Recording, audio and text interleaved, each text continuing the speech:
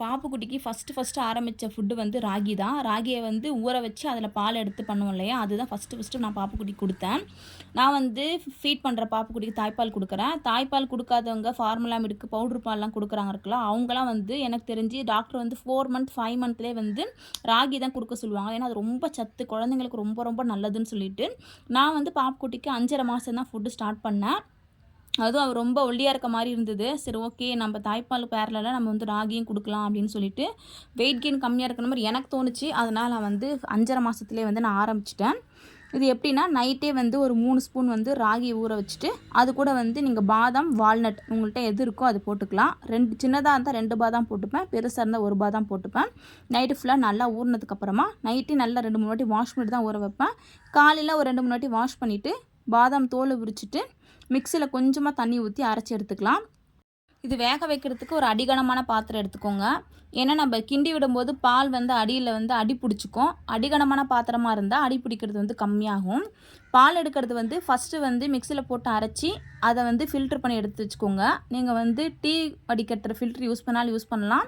பாப்புக்குன்னு தனியாக ஃப்ரெஷ்ஷாக வாங்கிக்கோங்க. இல்லைன்னா காட்டன் துணி இருக்கு இல்லையா, அதில் கூட நம்ம ஃபில்ட்ரு பண்ணலாம். இது வந்து நான் 3 வாட்டி பால் எடுப்பேன். சில பேர் 2 வாட்டி எடுப்பாங்க. நான் வந்து நல்லா ஃபில்ட்ரு பண்ணிவிட்டு அது திரும்பவும் மிக்ஸியில் போட்டு கொஞ்சமாக தண்ணி ஊற்றி திரும்ப அரைச்சி எடுத்துருப்பேன். இந்த மாதிரி 3 வாட்டி வந்து நான் பால் எடுத்து அதுக்கப்புறமேட்டா நல்லா வடிகட்டியை வந்து வாஷ் பண்ணிவிட்டு ஒரு 3 வாட்டி திரும்ப நான் வந்து ஃபில்ட்ரு பண்ணி எடுப்பேன். ஏன்னா அந்த ராகியோடைய தொலும்பு ஏதாவது இருக்கும் அப்படின்னு சொல்லிட்டு திரும்ப 3 வாட்டி நல்லா ஃபில்ட்ரு பண்ணி எடுத்துப்பேன். அதுக்கப்புறமேட்டா ஒரு பிஞ்ச் ரொம்ப கம்மியாக ஒரு பிஞ்ச் வந்து உப்பு சேர்த்துப்பேன். கண்டிப்பாக கீ சேர்த்துப்பேன். நான் பாப்புக்குட்டிக்கு கொடுக்குற எல்லா ஃபுட்லேயுமே கீ கம்பல்சரி ஆட் பண்ணிப்பேன்.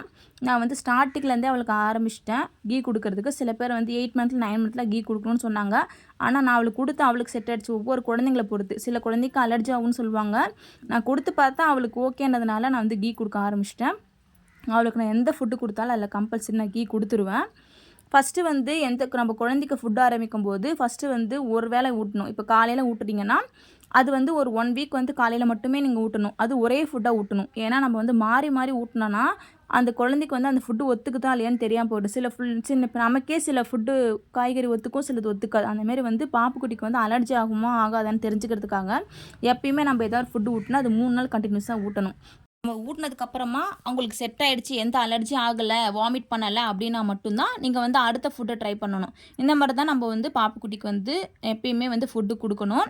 நான் என் பாப்பாவுக்கு எந்த மாதிரிலாம் ஃபுட்டு கொடுத்தேன், அது வந்து நான் எப்படி அவங்களுக்கு பழக்கப்படுத்தினேன்னு சொல்லிட்டு நெக்ஸ்ட் வீடியோவில் உங்களுக்கு ஷேர் பண்ணுறேன். உங்களுக்கு இந்த வீடியோ பிடிச்சிருந்தா லைக் பண்ணுங்கள், சப்ஸ்கிரைப் பண்ணுங்கள். நெக்ஸ்ட் வீடியோவில் பார்க்கலாம். பாய்.